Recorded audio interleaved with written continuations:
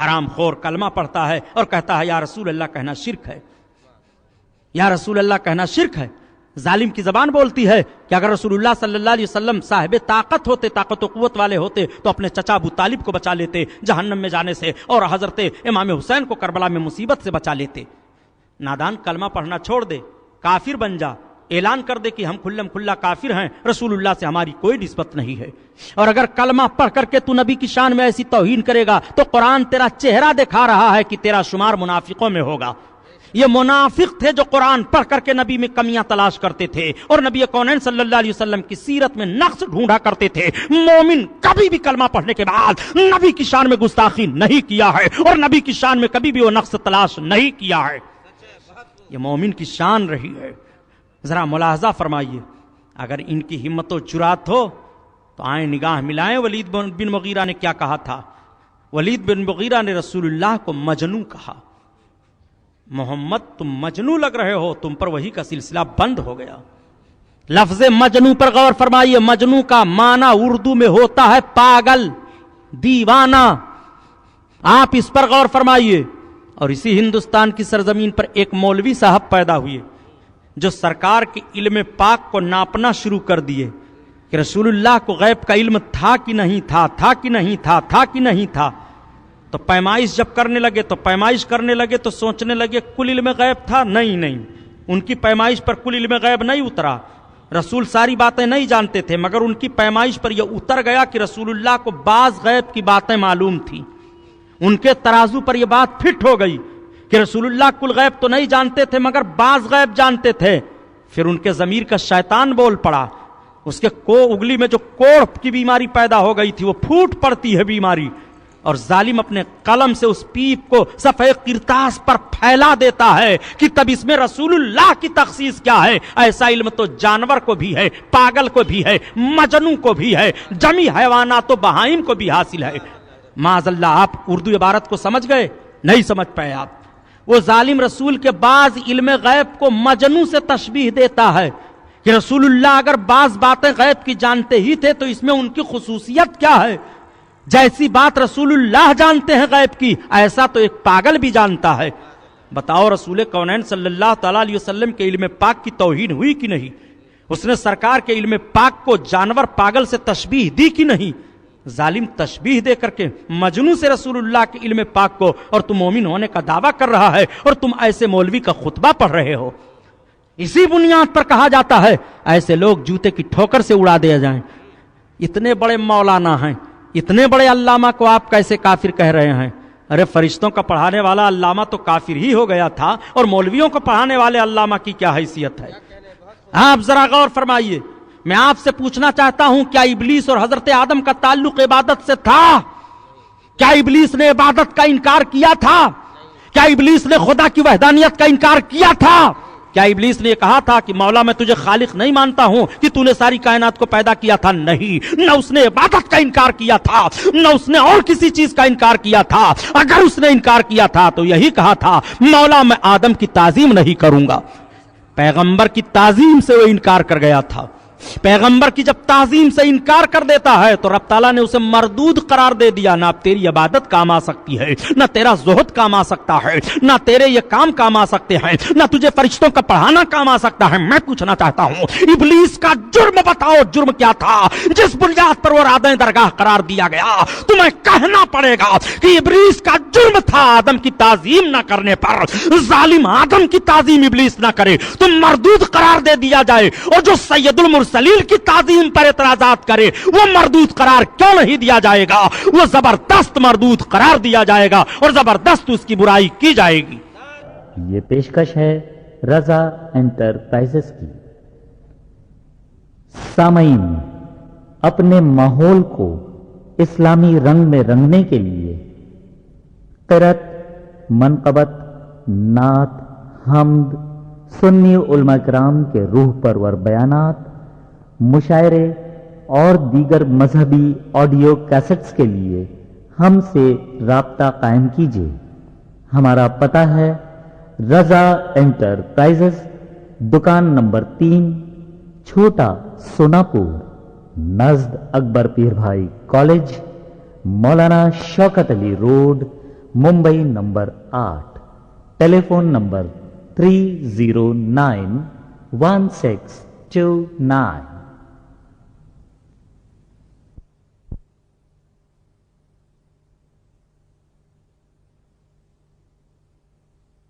Note करो मौलवी साहब, मैं बता दूं, तुम्हारी कलई खोल करके रख देता हूं। बड़ा भयानक इल्जाम ये लगाते हैं कि सुन्नी मौलवी तो गाली देते हैं, उनकी तकरीरें सुनने ना जाओ। हरामखोर, गाली हम देते हैं तो रसूलुल्लाह की शान में तौहीन कर तो गाली नहीं है, और हम तेरा चिथड़ा बिठड़ा उखाड़ करके रखें तो हम गाली देते हैं। इमाम हुसैन की तो तौहीन कर तो गाली नहीं है, और हम हजरत इमाम हुसैन के नाम का खुतबा पढ़ें और लोगों से कहें कि इमाम हुसैन के किरदार को अपनाओ, बुराइयों को छोड़ो, अच्छाइयों को अपनाओ, तो हम गाली देते हैं। इतना ये जुमला फैला दिया है पूरे हिंदुस्तान में कि बरेलवी मौलवी तो गाली देते हैं, बरेलवी मौलवी तो गाली देते हैं। बरेली का नाम सुनकर के तुम्हारे कलेजे पर सांप लौटने लगता है। सबसे पहले तुम्हारा बखिया बरेली के मौलाना अहमद रजा खान ने उधेड़ा है। सुन, देख ले तक़वीतुल ईमान किताब, जो हिंदुस्तान में उर्दू जबान में छप करके तेरे कुतुबखाना में भी है, तेरे घर में भी है वो किताब। उस किताब के रद में आला हजरत से पहले 250 किताबें लिखी गई थी। सबसे पहले वहाबियत का जनाजा भारत की सरजमीन पर अल्लामा फजल हक खैराबादी ने निकाला है। उस वक्त आला हजरत नहीं थे। ये जालिम आला हजरत ही पर इल्जाम क्यों लगाते हैं? खोल दूं तेरा राज और उठा कुल्लियात अकबाल, देख आज वो कुल्लियात अकबाल जो अशार में हैं, डॉक्टर अकबाल के अशार हैं। डॉक्टर अकबाल ने जो अशार कहे हैं, डॉक्टर अकबाल के कलाम इकट्ठा किए गए, उस किताब का नाम है कुल्लियात अकबाल। कुल्लियात अकबाल को निसाब में भी दाखिल किया गया है। कुल्लियात अकबाल को ये पढ़ते भी हैं। कुल्लियात अकबाल में बाले जिब्रील है, यज़दा है, फलां है, ढका है, ये सब सारे बाब, छोटे छोटे मुख्तसर रिसाले जो थे वो सब इकट्ठा करके उसका नाम कुल्लियात अकबाल रख दिया गया है। डॉक्टर अकबाल ने तुम्हारे बारे में क्या कहा है? तुमने कभी भी डॉक्टर अकबाल को बुरा नहीं कहा। बड़े फख्र से डॉक्टर अकबाल को मफक्र इस्लाम कहते हो।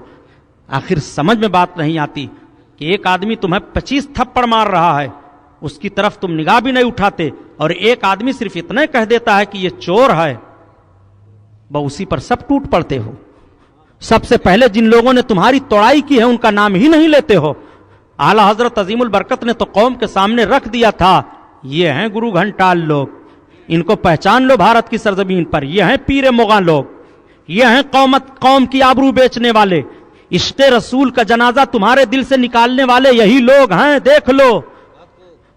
कहते हैं कि साहब सबसे बड़े मुआहिद हम हैं। ये सब बरेलवी लोग बिदाती लोग हैं, खुराफात करते हैं, ढोल तबला बजाते हैं, सरंगी बजाते हैं, कब्रों पर नाचते हैं, गाते हैं, यही सब इनका मसलक है, सब बिदाती लोग हैं। यही जुमला कहते हैं कि नहीं कहते हैं? तो ये जुमला कौन कहलवा रहा है?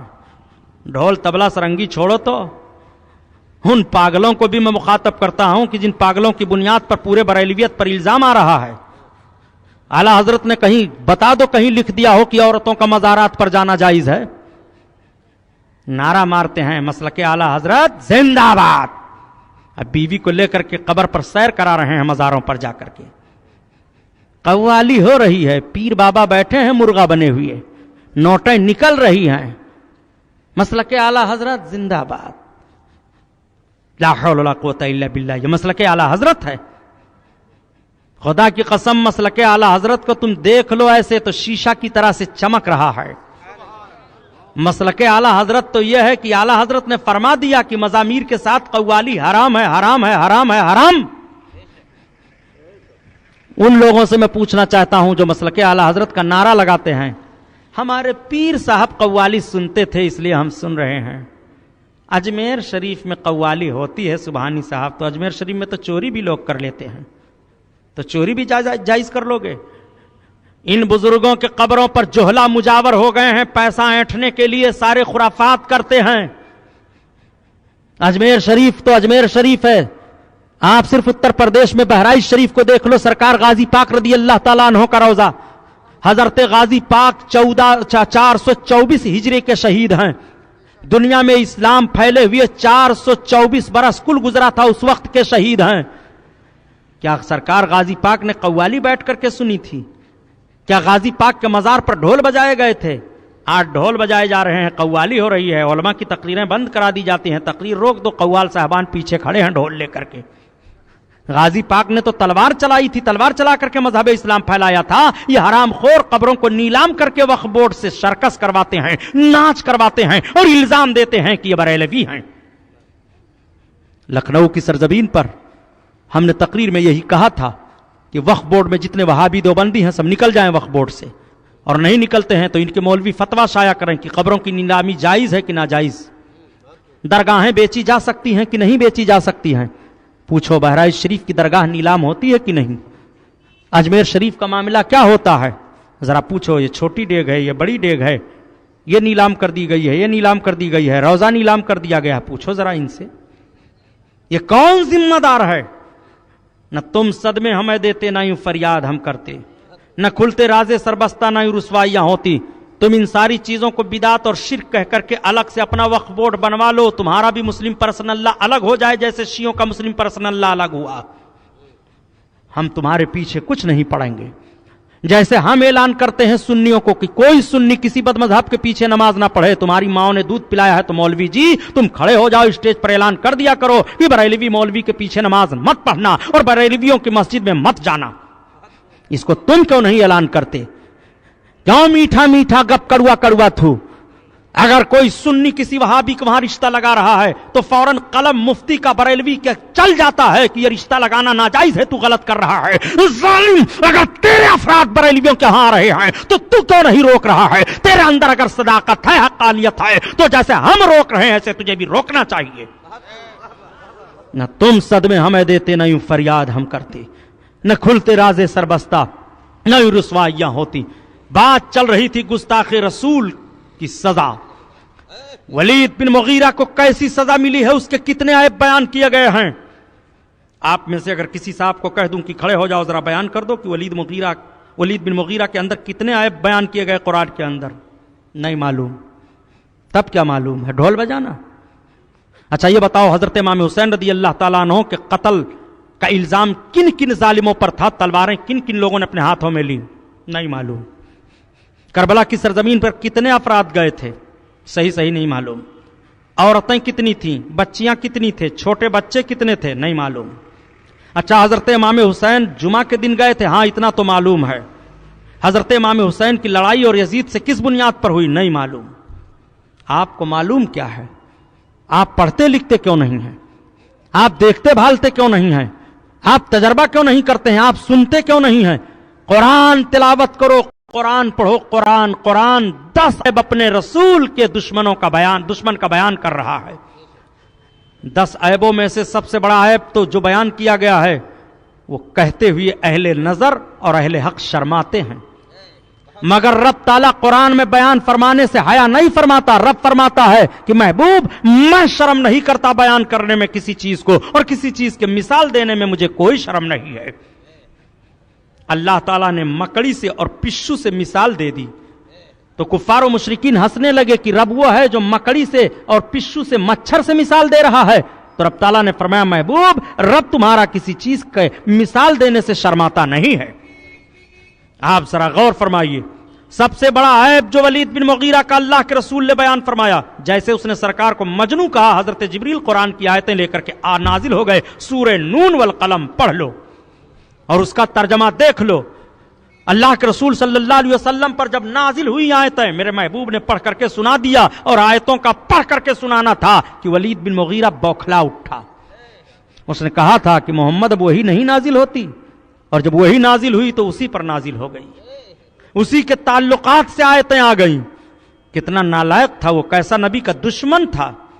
میرے آقا صلی اللہ علیہ وسلم پر جب وہی کا لفظ نازل ہوا، قرآن کی جو آیت ہے ذرا دیکھو تو کس طرح سے وہ آیت ہے۔ محبوب یہ عیبیں تو اس کے اندر ہیں کہ یہ چگل خور ہے، یہ فتین ہے، یہ دلال ہے، یہ ترش مزاج ہے، یہ جھٹا ہے، یہ ہے وہ ہے، بعد ذالک زنیم۔ محبوب ان ساری چیزوں کے بعد محبوب وہ اس کی اصل میں خطا ہے۔ آپ اپنے جملوں میں سنو کہ وہ حرامیون نسل ہے، اس کی اصل میں خطا ہے محبوب، بعد ذالک زنیم۔ آپ ذرا غور فرمائیے. اتلین کا ایک الگ معنی ہی ہوتا ہے.